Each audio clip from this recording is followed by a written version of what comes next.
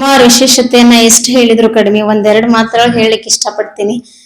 ಮಮ್ಮವ್ರು ಈಗ ನಾವೆಲ್ಲ ಸೇವೆಯೊಳಗ ಒಬ್ರು ಕೇಳಿದ್ರಂತ ಮಮ್ಮವ್ರಿಗೆ, ಸೇವೆಯೊಳಗೆ ಯಾವ್ದು ಶ್ರೇಷ್ಠ ಸೇವೆ ರೀ ಅಂತ ಹೇಳಿ.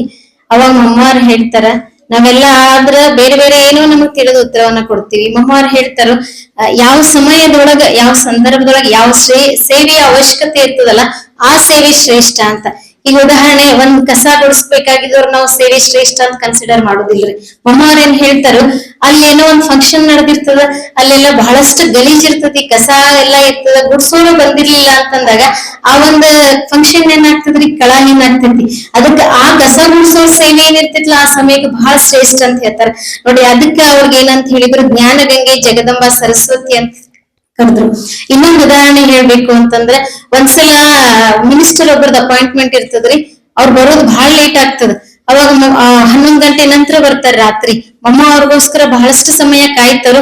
ಅದೆಲ್ಲ ಅವ್ರು ಬಂದು ಮಾತುಕತೆ ಆಗಿ ಮುಗಿಸ್ಕೊಂಡು ಹೋಗಬೇಕಾದ್ರೆ ರಾತ್ರಿ 1 ಗಂಟೆ ಆಗ್ತದ. ಮಮ್ಮವ್ರ ರಾತ್ರಿ 1 ಗಂಟೆಗೆ ಮಲಗಿ 2 ಗಂಟೆಗೆ ಮತ್ತೆ ಏನ್ ಮಾಡ್ತಾರ, ಯೋಗಕ್ಕೆ ತಮ್ಮ ನಿತ್ಯದ ಸಮಯ ಕಾರ್ಯ ಏನಿರ್ತದಲ್ಲ ಯೋಗಕ್ಕೆ ಕೇಳ್ತಾರ. ಮತ್ತೆ ಯೋಗ ಆದ್ಮೇಲೆ ಮುಂಜಾನೆ ಒಬ್ಬರದ್ದು ಇದಿ ಕೇಳ್ತಾರಂತ, ನೀವು 2 ಗಂಟೆಗೆ ಎದ್ದು ಯೋಗ ಯಾಕೆ ಮಾಡಿದ್ರಿ, ಇನ್ನು ಸ್ವಲ್ಪ ಹೊತ್ತು ಮಲ್ಕೋದಿತ್ಲ, 1 ಗಂಟೆಗೆ ನೀವ್ ಮಕ್ಕೊಂಡಿದ್ರಿ, ಇನ್ನು ಸ್ವಲ್ಪ ಹೊತ್ತು ಮಲ್ಕೋಬೇಕಿತ್ಲಾ ಅಂತ. ಅವಾಗ ಮಮ್ಮವ್ರು ಹೇಳ್ತಾರು, ಯಾರೋ ಗೊತ್ತು ಗುರಿ ಇಲ್ದೇ ಇರೋರ ಅಪಾಯಿಂಟ್ಮೆಂಟ್ಗೆ ನಾನು ಇಷ್ಟು ಸಮಯ ಕಾದೀನಿ, ನಾನ್ ಕೊಟ್ಟಿರೋ ಅಪಾಯಿಂಟ್ಮೆಂಟ್ ಯಾರ್ದು? ಸ್ವಯಂ ಪರಮಾತ್ಮನ ಅಪಾಯಿಂಟ್ಮೆಂಟ್ ನಾನು ಕೊಟ್ಟಿನಿ ಅಂತಂದ್ರ, ಅವ್ರಿಗೂ ಸಿಕ್ಕೈತಿ ಅಂತಂದಾಗ ನಾನು ಹೇಳಲೇಬೇಕಲ್ಲ ಅಂತ.